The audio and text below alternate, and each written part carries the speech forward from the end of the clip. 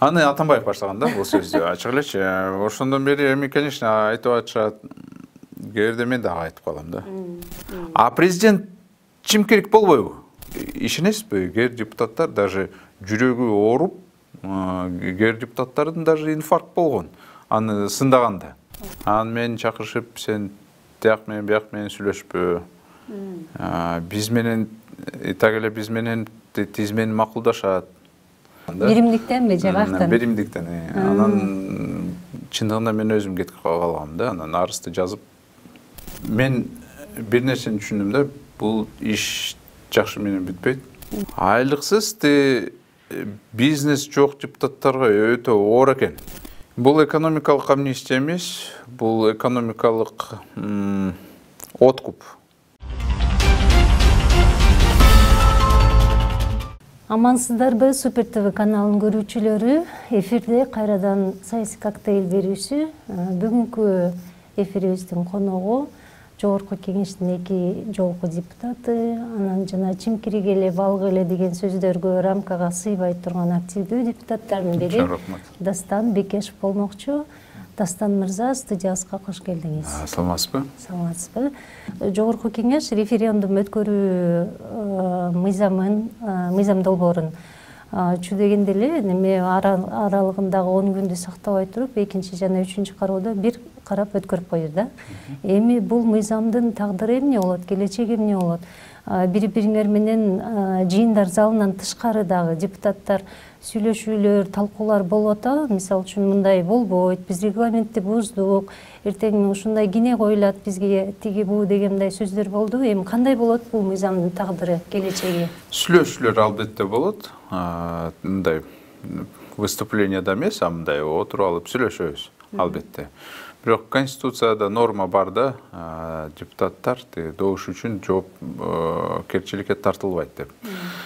Ошол негизинде алар ушундай бузууларга барып атышат. Бирок ушундай азыр бузууларга башталыш бул өтө туура эмес да. Процедуралар азыр так сакталбай калды. Анда келечекте бизде ушундай эле боло берет. Ошол адатка көнүп алышып, ушундай мыйзам кабыл алып, ушундай чечимдерди кабыл алып кыла берсе, анда эл дагы анан таныбай калат да. Депутаттарга мыйзам бузууну уруксат болсо, анда эмнеге жөнөкөй жаранга болбойт деп. Ушундай суроону мен койдум өзүм. Жогорку Кеңеште. Мен бирок ошол эле карабай референдум жөнүндө мыйзам өттү, күчүнө кирди. Азыр биз дагы ошого даярдап атабыз. Азыр парламенттик форма башкаруу боюнча үгүттү кылайлы деп атабыз. Ошону эми азыр документтерди даярдоо болуп атат да. Ошо сиз активдүү каршы чыккан тарапта болдуңуз да? Бул идеологический маселе да. Бул мындай жеке бирөөгө тийиштүү эмес. Мен даже ошол боюнча Садыр Жапаров менен сүйлөшкөм, мен даже өзүмдүн позициямды айткам. Негизи бул парламенттик башкаруу бизге өтө керек. Себеби биз президент формадагы 3 жолу өткөнбүз. Мына көрдүк го. Мына ошол президенттик формадан башкаруудан мына ошол кесепетинен биз ошого келдик да. Менимче президенттик форма да бизде жоопкерчиликтүү киши керек деп ушундай деп атышат, бирок президенттен эч качан жоопкерчиликтүү болбойт. Эч качан. Себеби аны ким президенттен сурап алат? Эч ким сурап албайт. Керек болсо, ал президент болгондон кийин даже жөнөкөй жарандан баштап чиновник чейин ушундай президентке киргенде бирдемени сурайт. Же грамота, же бирдеме ходатайство, же акчаны сурайт, же бирдемени, бирок мындай каршы айткандар өтө аз болот. Каршы айткандар алар сразу бир нерсеге даяр болуш керек, алар оппозиция катары болуп, анан мүмкүн түрмөгө отурат. Мүмкүн аргандай даже андан даже оорураак жашоолор болушу мүмкүн да. Биз өткөнбүз дейм. Канча жыл дагы өтүш керек. Мен ойлойм, биз президенттик формадагы ушуна башкарууга өтсөк, төнкөрүш дагы болушу мүмкүн. Мен ошону каалабайм. Ошон үчүн мен бул президенттик формага башкарууга мен каршымын да. Парламенттик башкаруу бул да биз мындай байып кетпейбиз. Президенттик болобу же парламенттик болобу биз байып кетпейбиз. Бул бир сразу ачык эле айтыш керек элдерге. Бирок парламенттик башкаруу эмнени берет бизге? Бул орусча айтканда защита от дурака. Мисалы президент жинди болушу мүмкүн, же жинди болбосо анын үй бүлөсү жинди кылышы мүмкүн. А парламенттик система премьер-министрди көзөмөлдөйт. Биз премьер-министрге мейли бир топ эле мүмкүнчүлүктөрдү берели, өзү эле команданы түзсүн, программаны жазсын, өкмөттүн курамын бекитсин, бирок отчетту бере берсин. Бюджет боюнча жылдыгын отчетту берсин, тапшырсын. Эл аны угат, эл көрөт. Дагы кеберде бизде айтып атпайбы, эми көрдүк го, биз дагы чимкирик депутаттарды көрдүк го деп атышпайбы. Эми хотя бы биз ачык ошону көрүп атабыз. А президент чимкирик болбойбу? Вот ушундай суроону эч ким берген жок да. Просто президентти биз качан көрөбүз? Ал пресс-конференцияны бергенде, же массалык маалымат каражаттарга чыкканда, же бир жака иш чара менен чыгып баратканда, ошол жерде биз көрөбүз да. А мүмкүн ал дагы өзү сүйлөй албайт. Мүмкүн ал өзү чечкимдүү эмес. Биз мына көрдүк го ушундай дагы. Туурабы? Биз көргөнбүз. А эмнеге президент чимкирик боло албайт? Вот. Мүмкүн бизде президент чимкирик. Мүмкүн. Бирок президентти эч ким көзөмөлдөй албайт, а парламентти хотя бы сындаса болот, катуу сындаса болот. И ишенесизби, кээ депутаттар даже жүрөгү ооруп, кээ депутаттардын даже инфаркт болгон. Аны сындаганда.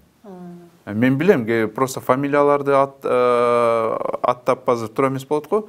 Мага кээ депутаттар айтышты да, өтө акасы орчунду, больницага жатып калдым дейт. Сындануула мен көтөрө албайт. А президентте УКМК болот, керек болсо кармайт, как положено соттойт, как положено жинди кылып коет, керек болсо ошол эле псих больницага жаткызып коет.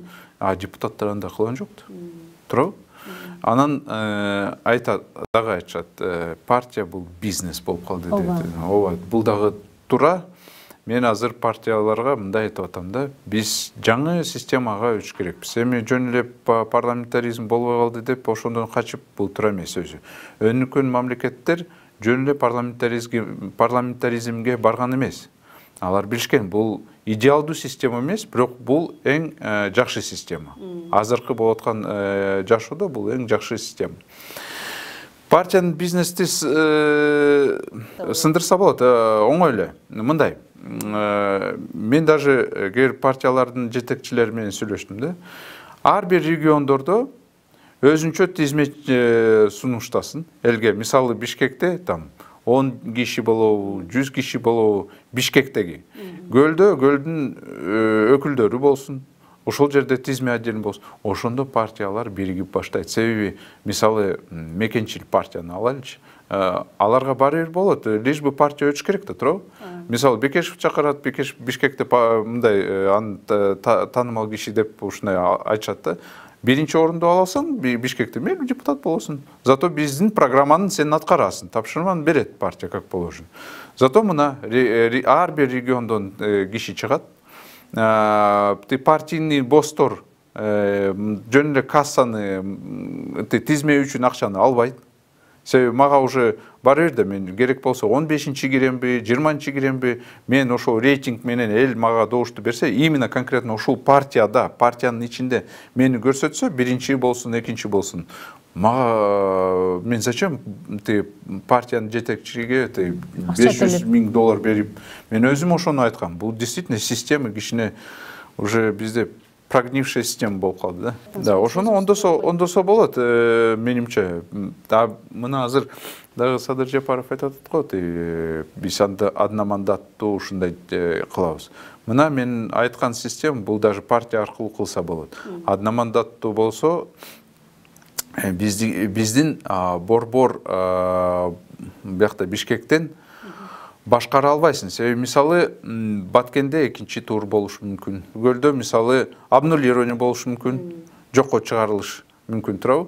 Чүйдө бирөө мушташып мандатты бөлө алышпай мүмкүн, ушундай да, туурабы? Кантип ушундай Бишкекте отуруп алып, алар бүт жерде ушуну башкара алат. региондордо канча вспышка болот, ушуна конфликттер канча болот. Менде ушундай коркунуч бар да, биз ошону өткөнбүз, просто унуттук аны, тарыхта болгон бизде. Учурдагы жогорку кеңеште өткөндө вице-спикер дагы учкай айтып өттү, Аида Касмалиева жөнүндө сөз болуп атат. Депутаттарды керектүү мыйзамдарды өткөрүш үчүн мындай бир күчкө салып алып келип, опузалап алып келип, коркутуп алып келүү деген иштер болуп атат депчи. Ошо достук отелине жана 5-октябрдагы элдик толкундоолордон кийин 6-сында чогулду, жогорку кеңеш толук курамда болбосо да чогулду да, анан ошол күндөн баштап ушул сөздөр айтылып баштады. Азыр да болот атабы ошондой басым көрсөтүү? Жок, андай эмес. Азыр сүйлөшүүлөр болуп атат. Эми депутаттар да көрүштүү, тенденцияны көрүп атышат, ким утканын билишет. Ошондуктан кээ уже барып штабына барып тиякта иштеп атышат. Бул сүйлөшүүлөр процесс ушундай болуп атат. Эч ким кысымдыкты кылган эмес. Даже керек болсо ошол эле референдум боюнча кысымдыкты эч ким көрсөткөн эмес. Менимче бул жерде сүйлөшүүлөр болгон. 4-октябрда өткөн парламенттик шайлоодо учурдагы жогорку кеңештин корпусуда, депутаттык корпусунун бир 90го жакыны барды да. Кайра кийинки чакырыкка келебиз депчи. Анан катышпагандардын арасында сиз болдуңуз да. Көрүнүктүү депутаттардын бир нечеси катышкан жок. Эмне үчүн деген суроо жаралат да. Сизди эч бир партия чакырбай койдубу, же сизде башка бир мындай жоромол бул шайлоого карата бир неме ой болдубу сизде? Эмне үчүн катышпай калдыңыз? Ачык эле айтсам, катышайм деп ойлогом. Даже даярданып ошого бир топ эле жумуштар болгон, алдын ала шайлоого чейин. Анан мени чакырышып, сен тияк менен бияк менен сүйлөшпө. Биз менен так эле биз менен тиз менен макулдашат. Каяка барбасаң сен аны бизге эле келесиң деп. Ушундай сөздөр болгон да. Биримдиктенби же каяктан? Биримдиктен. Анан мен мындай эле өзүм сүйлөшпөйм десем, жок болбойт андай. Зачем сага мындай акчаны сен төлөй албайсың, биз билебиз, бизге эле келе бер деп. Ушундай болгон. Анан чындыгында мен өзүм кетип калгам да, анан арызды жазып, менде даже керек болсо мен телефонго сактап калдым. Эмнеден улам баш тарттыңыз? Мен бир нерсени түшүндүм да, бул иш жакшы менен бүтпөйт. Мейли мен депутат болсом дагы, мен алардын кул болуп калам деп ушундай ойлонуп калдым да. Ачык сүйлөй албайм. Себеби мага бир кагазды беришкен. Сен мына ошол арызга колду кой. Ошол арыз фракциядан чыгуу. Биримдик фракциядан чыгуу боюнча. Мен айткам, жок, мен ошол колду койбойм. Себеби мен түшүндүм да, мисалы партия мейли өтөт. Анан 22-жылдагы, 21-жылдагы мага айтышат, сен юристсиң. Мына сааты жаңы конституция же конституция өзгөрүлөр. Биздин президент улуттун лидери, орусча цвет нации деп ушундай жазып кой. Ошого биз бир топ мындай кол тийбестикти берели. 23-жылдан кийин же аны бир өзгөчө ушундай статусту берели. Азыр Путин дагы ушундай статусту издеп атпайбы? Мисалы ошол Назарбаев тапты ошол статусту. Вот. Мен ушундай ойлонуп калдым да. Анан мен ошо өзүм каршы болом да, туруп. Мен кантип каршы болсом дагы алар сразу мени кетиришет. Жана арызды алып чыгышат. Алып чыгышат любой учурда. Же мисалы мен жөнүндө саламдашпасам, эртең менен манайды сурап албасам, анда тоже кетириш мүмкүн. Же жакпасам, же бирдеме вдруг болуп калса, ошон үчүн мен ойлонуп калдым, жок кандай, мандат кереги жок, мен андан көрүп башка жумуштарды азырынча кыла берем. Вот, сөзсүз саясатта болом деп ушундай чечкем да. Анан башка партиялар менен сүйлөштүм, реформа менен сүйлөштүм, аларда көрдүм алардын акыбалды дагы ошо, анан ойлодум да, жок анда көрө. Пока мындай эле бош эле болуп коомдук ишмер катары иштейримчи деп ушундай чечтим да. Анан ойлогом, азыр же адвокатура жактан, же еще башка жактан ошол. Сиз буга чейин дагы президенттин партиясында болгонсуз да. СДПК партия 2015-жылы шайланып келгенде жогорку кеңеште, ал кезде Алмазбек Атамбаев өлкө башчысы болчу да. Турам. Ал учурда сизге андай аракеттер болбоду эле, кол койдуруп алуу дегендей? Ачык эле айткым керек, бул мен уккам мурун башка партияларда ушундай болгон. Чырнашып да жүрүшпөдү элек. Да, ушундай сүйлөшүүлөр болгон. Бирок мен менен эч ким андай сүйлөшкөн жок. Керек болсо мени өзүлөр чакырышкан. Себеби СДПКда биринчиден алар рейтингди түзгөн. Мындай сурамжылоо кылышкан да. Бир соцопросту кылышкан. Ушул жерде эл оказывается мени көрсөткөн. Ошон үчүн мени СДПКга чакырган. Мен вообще башка партия менен болгом. Арнамыздан келдиңиз. Мен Арнамыздан мен келгем, бирок 2014 жылда мен Арнамыздан партиядан кетип, себеби Бискулов менен сүйлөшкөнбүз, ал мындай даярдык жок, шайлоо барам, барбайм деп андай даярдык так эле жок. Ошондуктан мен айттым, Феликс Шашимбаевич, андай болбой калды, биз анда дальше бара берели, жөн эле отурбай, макул деп. Көрөлү дедиңиздер. Башка партиялар менен уже сүйлөштүм. Анан өзү Алмазбек Шашинович өзү чакырып айткан, давай биз менен бар, мына сурамжылоону көрсөткөн, айткан ошол негизинде. 6-чакырылыш боюнча дагы бир нече суроом болуп атат. Сөзүңүздү кайра ошакка буруп коюп атам да менчи. Мөөнөтүн узартып жатканда ушул чакырылышта депутаттардын арасынан келгиле ушунча элдин кыжырына тийбейли, айлык албай эле иштейли, рас мөөнөтүбүздү узартып алсак деген бир демилгелер болду эле да. Демилге болгон, ооба. Анан кийин ноябрь, октябрь айларына жогорку кеңеш айлыгын алды деген сөз чыкты. Анан эл силерди сындап сөгүп эле жатып калды да. Сиз өзүңүз ушул ишке кандай көз караштасыз? Мен өзүм ишенесизби, апрель айында өзүм катты жазгам Сооронбай Жээнбековго. Ошол учурда президент мен мындай жазгам. COVID-19-га байланыштуу, кырдаал абалга байланыштуу биз ушул жылда парламенттик шайлоону жылдырайлы. Себеби 38 мамлекет ушуну кылган. Бирок бул COVID-19-га байланыштуу болгон. Айлыкты биз октябрь айынан айлыктан баш тартайлы деп ушундай сунуштарды бергем. Анан спикерге жөнөттүм, президентке жөнөттүм. Бирок реакция болгон эмес. Анан өзүм мен айлык боюнча эчтеке айткан жокмун. Конечно, албетте мен айлыкты биз ноябрдын 20-сында алдыкпы, где-то ушундай октябрдын айдыкы. Айлыксыз бизнес жок депутаттарга өтө оор экен. Айлык менен жашагандарга? Ооба, мен ошону көрдүм да өзүм эле. Өтө оор экен. Кагаз ар кандайды эмелерди алыш керекти. Жардамчылар эле отурат, мен доплата кылгам да. Тияка бияка. Анан все равно кетет экен акча, тияка бияка кетет экен. Таптакыр айлыксыз болбойт экен. Ошон үчүн анан эмгек кодексте алар дагы карашты. Эмгек кодексте оказывается мындай принудительном порядке ала албайт экен.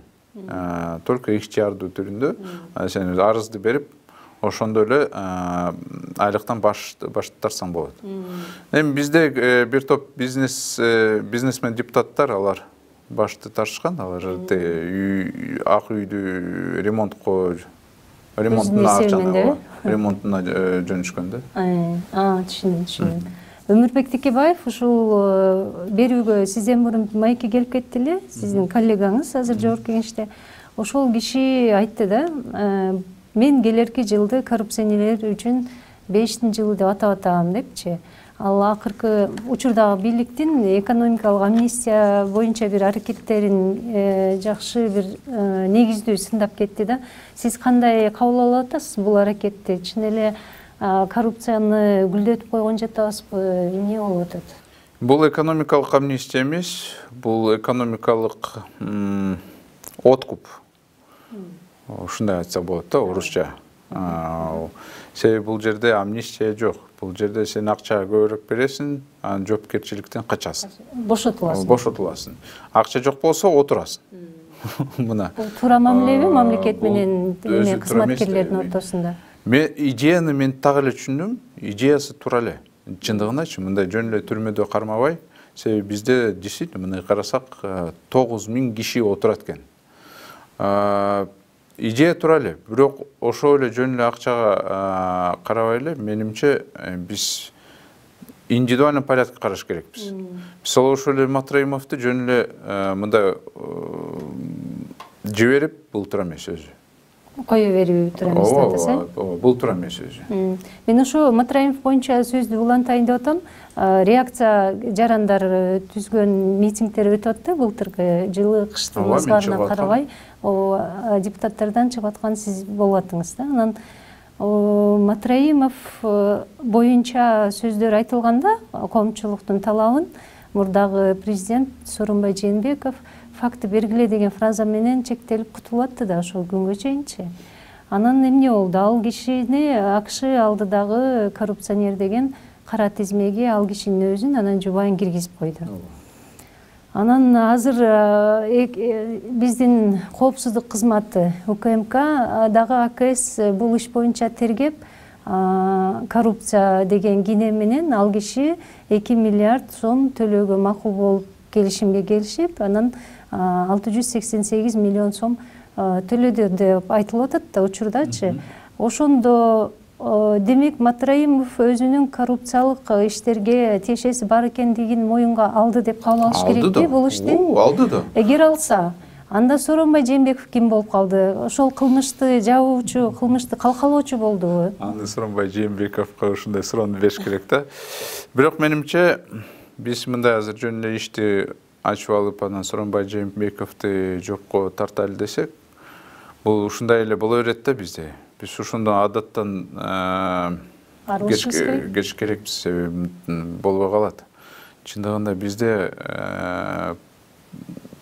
өтө бул жаман нерсеге алып барат да, себеби кийинки президент же узурпатор таптакыр болуш керек, же сразу эле жумушту баштагандан кийин кол тийбестигинен өзү эле баш тартыш керек. Вот эки вариантка баш керекпиз да. Себеби эми президент дагы коркуп калат. Бирдеме кылсам жоопко тартышат, чечкимдүү болбой калат да. Ошондуктан менимче биз мейли эми ушундай болуп калды, просто да кээ бир түшүнбөйт мени. Эмнеге сен мен колдогон жокмун, бирок менимче туура эле болот ушундай эле калтырсак. Бузулган айлампаны токтотуш керек деп атасыз. Токтош керек, ооба. Өчүндү алып, ошондон биз кеш керекпиз. Да, катанын кетирди, президент катанын кетирди. Эми бүт баары эле аны айтып атышат. Өзү эле түшүнүп калды, бирок азыр жокко тартып, анан кийинки президентти жокко тартып, биз ушундай эле жүрө беребизби? Кээ бир айтып атышат, эчтеке болбойт, Түштүк Кореяны көрүп атпайбызбы деп. Түштүк Кореяда чындыгында парламент дагы күчтүү. Ооба. Ал кызматтагы президентти неме кетирип койгула. Ооба, парламент күчтүү. Биздики андай болбой калды. Парламентский форма деп, бизде парламентский форма эч качан иштеген эмес. Манипуляция жөнүндө сурагым келип турат да, учурда мындай болуп атпайбы? Мамлекет кандай жолду тандаш керек депчи, парламентаризм же президенттик. Анан ошол жерде мындай аргументти атайлап жайылтып аткандай көрүнүш жүрүп атат да. Эч ким эч кандай жоопкерчилик албайт экен. Демек жооп бере турган бир адам болуш керек, ал президент болуш керек. Президент жооп берчү болсо, демек ага бийлик да берилиш керек. Ошон үчүн биз президенттик жолду тандайлы. Буга чейин көрдүңөр, эч ким жоопкерчилик албай койду деген жүрүп атат. Бул элдин оюн манипуляциялоо жүрүп атабы? Кандай ойлойсуз? Сөзсүз бул элдин оюн манипуляция болуп атат. Себеби бир киши 24 сааттагы уктабаса дагы иштесе, ал ар бир маселени мындай так, мындай изилдеп чече албайт. Канча бизде социалдык, экономикалык проблемалар бар, өтө көп. Ошол эле киши мейли катаны кетириш мүмкүн, катуу катаны кетириш мүмкүн. Эч ким эчтекени айта албай калса, коркуп калышат да. кантип айтасың? Сындай албай калышат, кемчилигин айта албай калышат. Сен сразу же түрмөгө киресиң, же бирдеме болуп калат да сен менен. Же сен жамандап баштайт ОТРКдан, же бир мамлекеттик каналдан жамандап баштайт да. Ошон үчүн катуу кетириш мүмкүн. Парламенттик башкаруу система менен биз дагы жоопкерчиликтүү кишини кылсак болот, ошол эле премьер-министр. Бирок анын көзөмөлдөөчү орган жогорку кеңеш болот. Всё. Керек болсо, мисалы бирөө коррупция боюнча билсе маалыматты премьер-министр жөнүндө, депутаттарга бериш мүмкүн да, депутаттар көтөрөт. Мына карабайсыңарбы, изилдөө башталат. А президентти ким ушундай кыла алат? Эч ким кыла алат? Өзү прокурорду койсо, өзү сотторду койсо, өзү өкмөттү башкарса, ан өзүңүз ойлоңуз. Вот мисалы колунда жок ушундай кишилер бар го, алар ойлоп атышат да, бир киши отуруп алып бүт баарын чече албайт. Катты жазганда даже керек болсо, ошол жаран менде мындай проблема деп жазса дагы, аны президент уже өзү окуп албайт. Анын убактысы болбойт. Убагы болбойт. Анын жардамчылары окуп, башка мамлекеттик органдарга жөнө беришет да. Мен кайра эле Сооронбай Жээнбеков темасына кайткым келип турат. Ал киши учурда экс-президент деген макамда. Бизде экс-президентти бюджет аябай жакшы эле акча менен каржылайт да. Анан салык төлөөчүнүн эсебинен бул киши каржыланышы керекпи? Себеби алыс кетпейли, мына кечээкүнкү эле пандемия, ковид жараткан пандемиядан улам канчалаган мекендешибизден айрылып калдык. Аябагандай адилетсиз парламенттик шайлоо өткөрдү. Анын жыйынтыгында өзү кызматтан кетти дегенде сиз кандай көз караштасыз ушул? Же ал киши өзү баш тартыш керекпи? Негизи эми мыйзамда ушундай көрсөтүлгөн. Бул не только Сооронбай Жээнбековго тийиштүү, бул Роза Исаковнага да тийиштүү болуп атат. Мен бюджеттерди көтөрдүм, окудум, таң калдым чындыгында. Менимче акчаны мейли ушундай калтырса болот, бирок охрананы мамлекеттик эсебинен болбош керек охрана. Ал жөнөкөй жаран катары жүрүш керек. Мейли резиденцияда жаша берсин, мейли там акчаны ала берсин, бирок охрана кереги жок. УКМКдан бир топ эле киши бөлүнүп өткөн. Ар бир экс-президентке бөлүнүп, алар ошол үйдү кайтарат, үй бүлөнү кайтарат, өзүнү кайтарат. Анан ал бир жака барганда кортеж менен барат экен. Бул бир топ эле расходдор, аны эч ким санаган жок. Мен УКМКдан маалыматты сурайм десем, алар айтышат, биз аны так бере албайбыз. Бул секрет. Жабык маалымат деп. Да, жабык маалымат керек учурда дейт. Биз охрананы көбөйтүп беребиз, керек учурунда биз наоборот азайтабыз дейт. Бул өзү туура эмес да. А УКМКнын бюджети жабык. Биз билбейбиз канча акчасы кетип атат. Менимче ошол мамлекеттик охранадан биз мыйзамга өзгөрүүлөрдү киргизсек, туура эле болмок да. А акча жактан эми биз мындай бир топ эле тыюуларды жазганбыз да, саясатка кирише албайт. Партиянын лидери болбойт, мамлекеттик органдарда иштей албайт деп ушундай тыюуларды жазганбыз да. Ошондуктан эми мейли айлыктан менимче ушундай эле калтырыш керек го.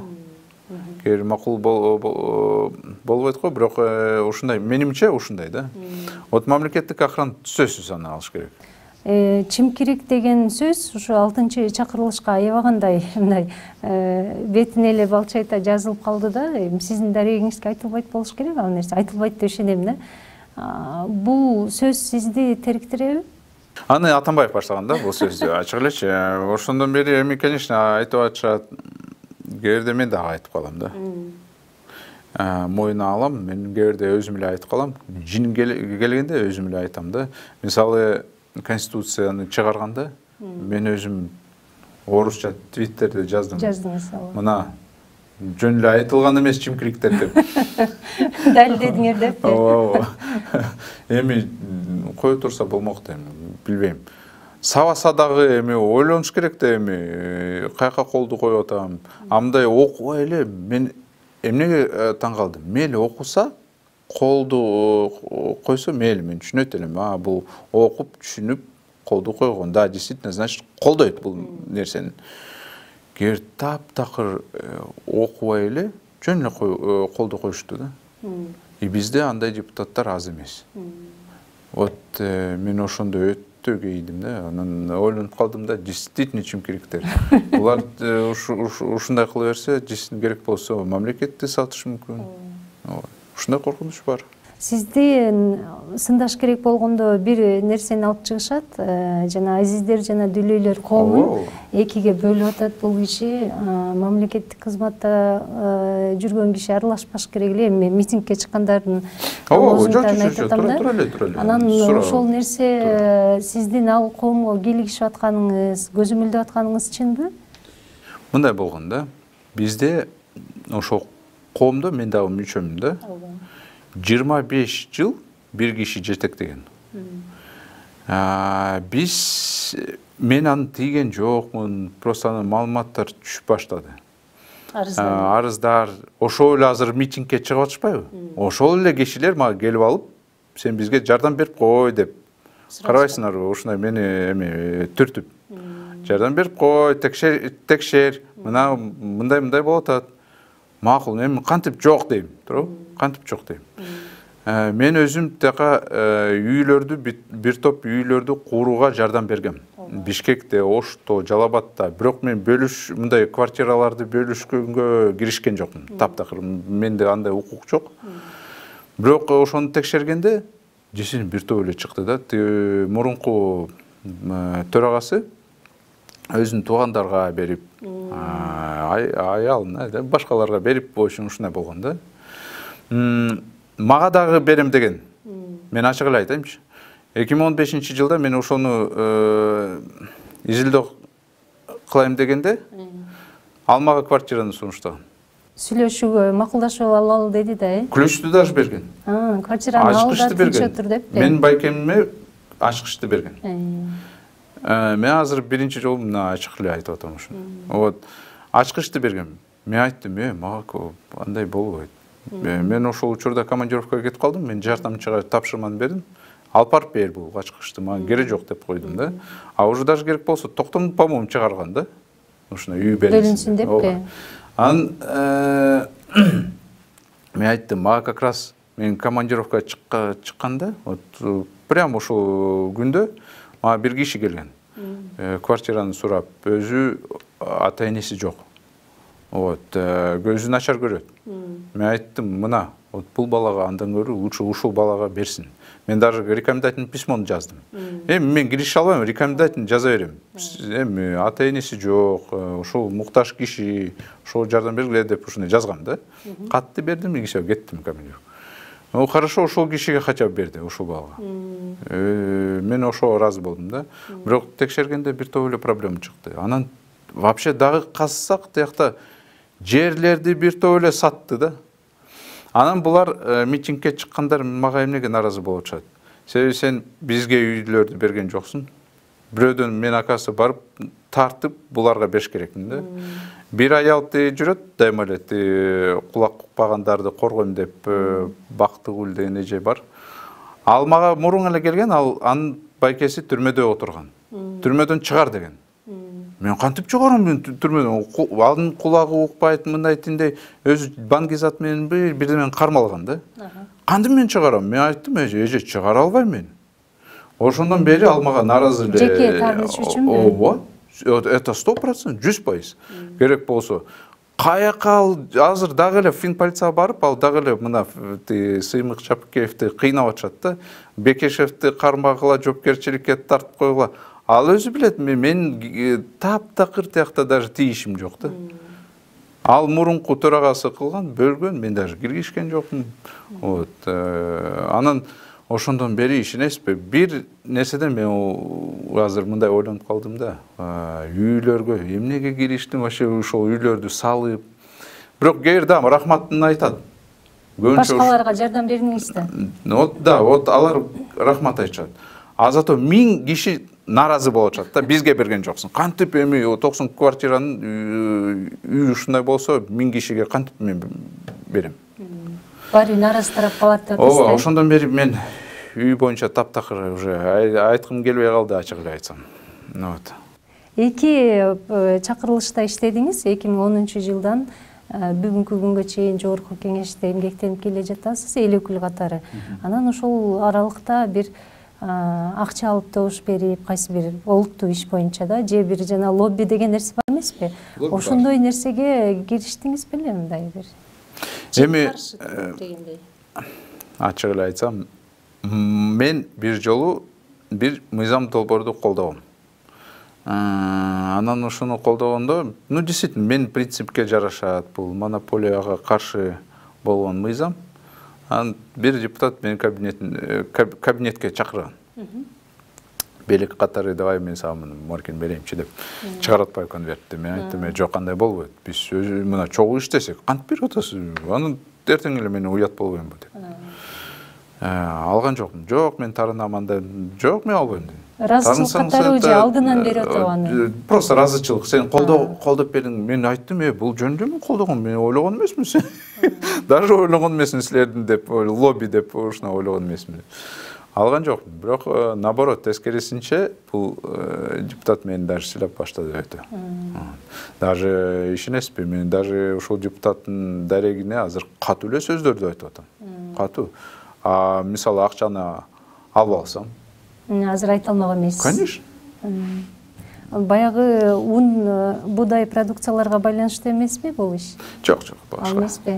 Башкабы? Башка. Анан дагы бир кеп айтылып жүрөт. 2010-жылы жогорку кеңешке эки багыттагы күчтөр келди да. Бири революциячыл күчтөр, экинчиси реваншисттер дегенде. Анан ошол жерде чу дегенде эле спикер шайлоодо эки жак тирешти. Өмүрбек Тикибаев өтпөй калды. Болгон. Ошол маалда Тикибаевди шайлабайсың деп кайсы бир партия аябагандай чоң акча чачкан дешет да. Эми мындай сахна артында айтылып жүрөт. Сизге да келиштиби ошентип? Жок, мага келген эмес. Чыныгына мен аны уккан эмесмин. Себеби бизде арнамызда мен вообще мындай 26 жашта депутат болуп калдым да. Менде ушундай өтө идеалдуу ушундай ойлор болгон да.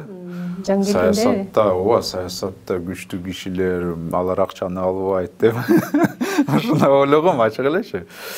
Вот, даже андай эч ким келген жок мага. Вот. Кимди сатып алса болот, ошого байкап туруп анан келишет го андай.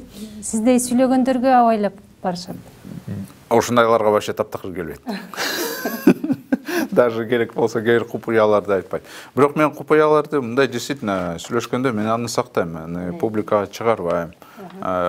Биз все равно биз коллега болгондон кийин эми в любом случае ошол эле жерде иштейсиң. Конечно, мыйзамсыз бирдеме болуп калса, мен сөзсүз аны айтам, мисалга публично эле айтам. Мындай өзүбүздүн иштердим, конечно. Эми жеке өзүңүз тууралуу суроолорго келсек, саясатка эмне максатта, кимдин чакыруусу менен келип калдыңыз? Арнамызга мисалы. Арнамыз ал Акылбек Жапаров аркылуу болгон. Мен 7 апрелден кийин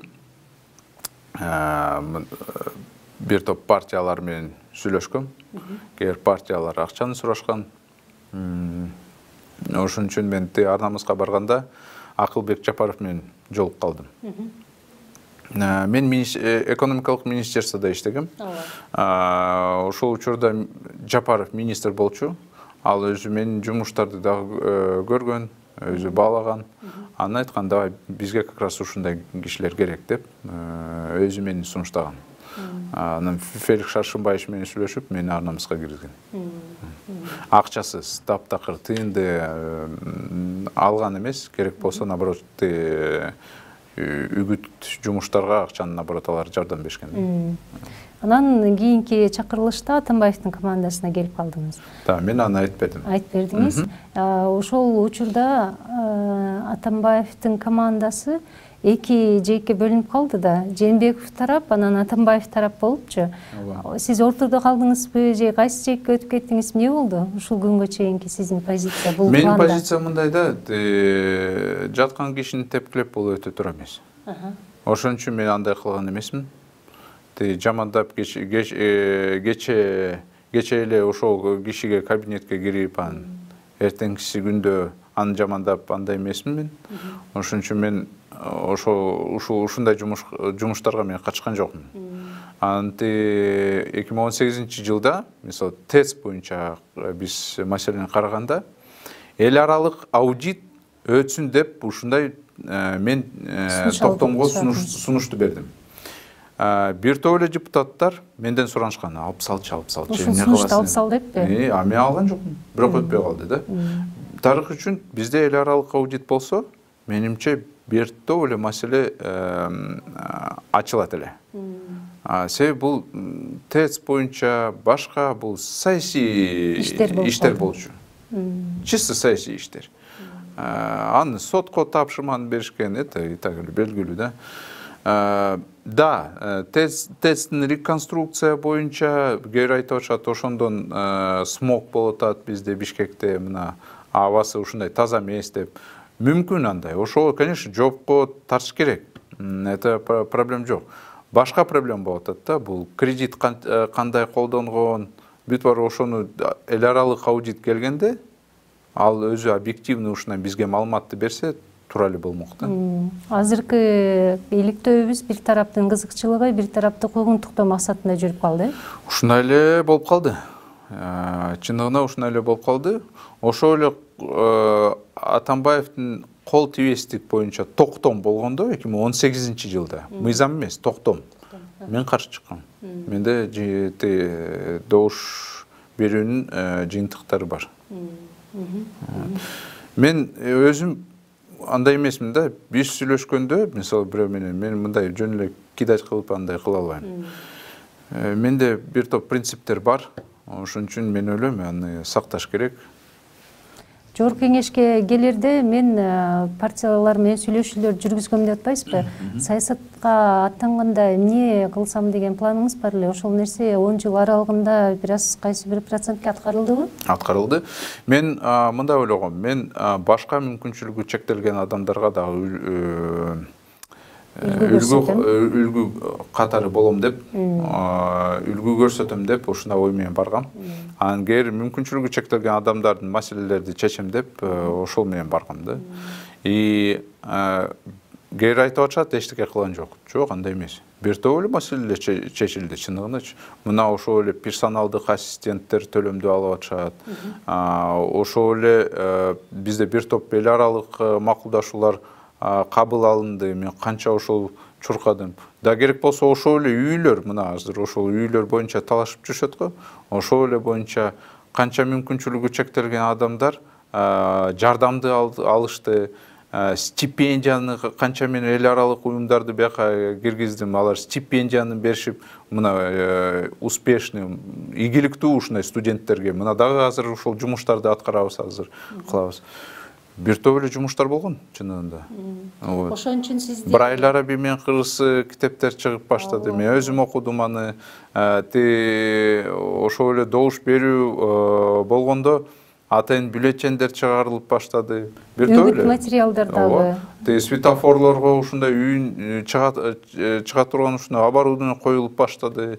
Тилекке каршы азыр мэрия өтө начар абалда, алар уже ушул жумушту аткара албай калышты да. Биз баштаганбыз да эми.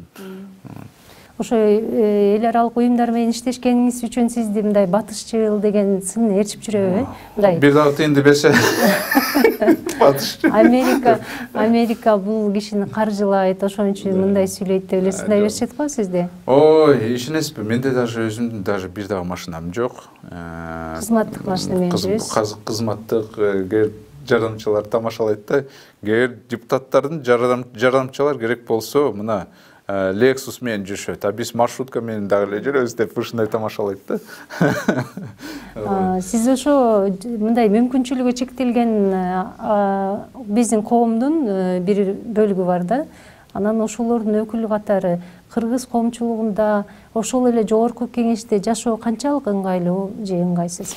Ыңгайсыз. Мисалы ошол эле мен ойлогом да, мисалы Мирбек Асангариев деген бар. Ал талапкер болгон. Бир бол партияндан, ал өтүп кетсе кандай, мен ошону ойлогом да, кантип залга барат, ошол жерде таптакыр эчтеке жок да, пандус эчтеке жок. Биз жогорку кеңешке пандустарды койдук. Мага бир киши келгенде, аны коляска менен менин жардамчылар ошону алып барып, прям көтөрүп, алып келишкен да ак үйгө. Биз мен ошону угуп алып сразу биз пандус боюнча сүйлөштүк, пандусту кылдык. А бирок залдын ичинде жок дагы эле. Дагы эле жок. Айтсаң аны эч ким укпайт уже.